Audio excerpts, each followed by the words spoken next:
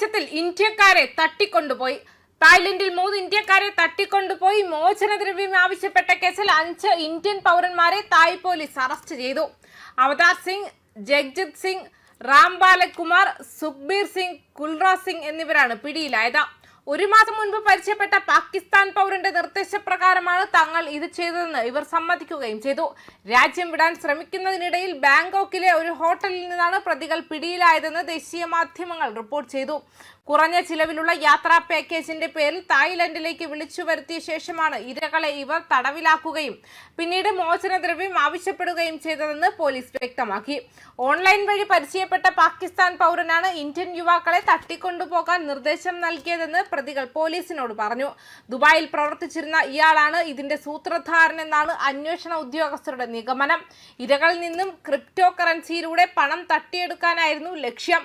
കുറഞ്ഞ ചിലവിൽ tour package വാഗ്ദാനം ചെയ്ത സംഘം യുവാക്കളെ തട്ടിക്കൊണ്ടുപോയി പട്ടായയിലെ ഒരു വീട്ടിൽ ഒരാഴ്ചയോളം ബന്ദികളാക്കി പീഡിപ്പിക്കുകയായിരുന്നു. ഇന്ത്യയിലുള്ള കുടുംബാംഗങ്ങൾ നൽകിയ വിവരത്തെ തുടർന്ന് തായ് പോലീസ് നടത്തിയ പരിശോധനയിൽ തിങ്കളാഴ്ചയാണ് ഇവരെ രക്ഷപ്പെടുത്തിയത്. 23-നും 26-നും ഇടയിൽ പ്രായമുള്ള യുവാക്കളാണ് തട്ടിപ്പിനിരയായത്. അതേസമയം പാക് അധീന കാശ്മീരിനെ കുറിച്ചുള്ള പ്രതിരോധ മന്ത്രി രാജ്നാഥ് സിംഗിന്റെ സമീപകാല പരാമർശങ്ങളെ പാകിസ്ഥാൻ തിങ്കളാഴ്ച എതിർത്തു. അവയെ പ്രകോപനപരമെന്ന് വിളിക്കുകയും ഇന്ത്യയെ സമ്മർദ്ദത്തിലാക്കാൻ അന്താരാഷ്ട്ര സമൂഹത്തെ പ്രേരിപ്പിക്കുകയും ചെയ്തു.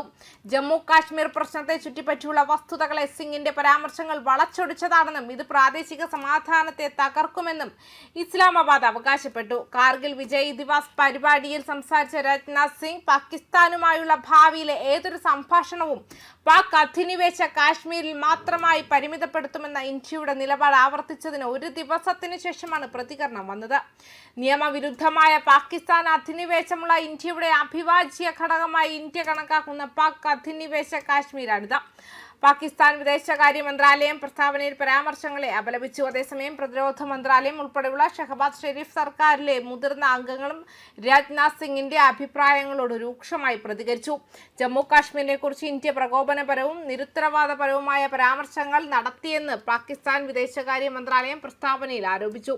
ജമ്മു കാശ്മീർ തർക്കവുമായി ബന്ധപ്പെട്ട് ഇന്ത്യൻ പ്രതിരോധ മന്ത്രി നടത്തിയ പ്രകോപനപരവും നിരുത്തരവാദപരവുമായ പ്രസ്താവനകളെ പാകിസ്ഥാൻ സർക്കാർ ശക്തമായി അപലപിക്കുന്നു.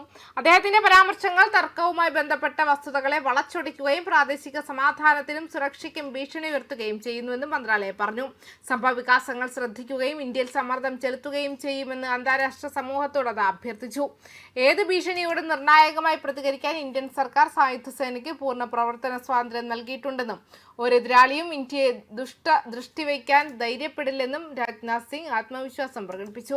പാക് അധിനിവേശ കാശ്മീർ ഇന്ത്യയുടെ അവിഭാജ്യ ഘടകമാണെന്നും പാകിസ്ഥാനുമായുള്ള ഏത് ചർച്ചയും ഇസ്ലാമാബാദിന്റെ നിയമവിരുദ്ധ അധിനിവേശത്തിന് കീഴിലുള്ള പ്രദേശങ്ങൾ വിട്ടുപോകുന്നതിനെ കുറിച്ചായിരിക്കുമെന്നും ഇന്ത്യ നിരന്തരം വാദിക്കുന്നു. അതേസമയം കാശ്മീർ പ്രശ്നം അന്താരാഷ്ട്ര തലത്തിൽ ഉന്നയിക്കുന്നത് പാകിസ്ഥാൻ തുടരുകയാണ്. സിംഗിന്റെ പുതിയ പരാമർശങ്ങളെ തുടർന്ന് ഇടപെടാൻ ആഗോള സമൂഹത്തോട് ആവശ്യപ്പെട്ടിട്ടുണ്ട്. അതിർത്തി കടന്നുള്ള ഭീകരതയെ ചൊല്ലി ഇരു രാജ്യങ്ങളും തമ്മിലുള്ള ബന്ധം ഇതിനകം തന്നെ വഷളായിക്കൊണ്ടിരിക്കുന്നതിനിടയിലാണ് പുതിയ വാക്പോര്. ന്യൂസ് ഡെസ്ക് കർമ്മ ന്യൂസ്.